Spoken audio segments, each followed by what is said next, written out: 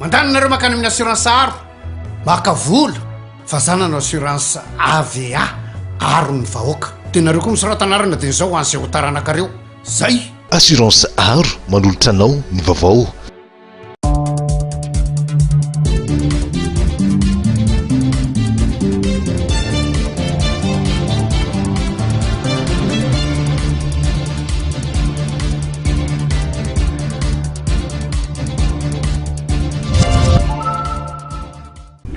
araba toko lafinaritra toboko vavy ankafaliana no erahana aminao amin'ity takariva ity falitafaraka eto sika ary dia iroso avy hatrany eo anatin'ireo vaovao izay nisongadina ny zavatra lehibe izay vaovao nisongadina zany dia ny zavatranga tetsy amin'ny lapan'ny kianjabeny Mahamasina marimarina kokoa ankoatr'izay ihany koa misy sehatra politika samihafa ny fanohan-kevitra manodidina ilay hetsika ka saina ho tanterahana amin'ny faraika amin'ny roapolo ny volana ho avy izao ny vaovao mahakasika ny Madagasikara ny sehatra kultural zany dia nazahoana akony ihany koa ezahana ny tatrezany amintsika amin'ity takariva ity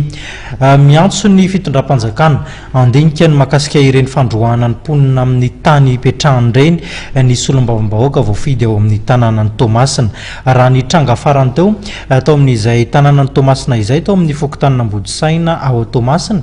dia olona 900 ano any no tandondoza amin'izao fotoana izao ary ahina mafy no aviny izy ireo.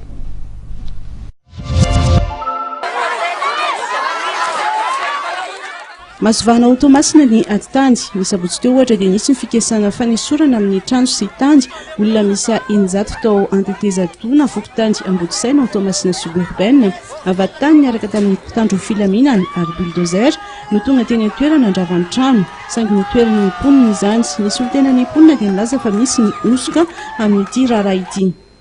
Ho an'ireo solomavombahoaka voafidy tao Tomasina dia mila fitoniana ny firenena amin'izao enim-bolana miloha ny fifidianana izao heverin'izy ireo araka izany fa tokony ampitsaharina ny fanesorana amina tany na trano mahavoakasika olona maro amin'izao akatoko ny fifidianana izao mba hialana amin'ny savorovoro ary indrindra ny mety ho fahaverezan-jo ny ireo mpifidy. Araka ny vinina taon'ny fitondram-panjakana dia ilay fisandrata 2030 izao zavatra tahaka an'izao ve dia eritreretintsika hoe hitondra fisandrata ho an'ny vahoaka malagasy vahoaka zay tsy mandadiary mo tsy manan-kelofa ary fa maro ty adina atao ty matory fokon'olona notra teto an-taogna maro dia misy pirofo ny ahafahan'ny vahoaka zany manohitra ny olona zay milazo tompo ty tany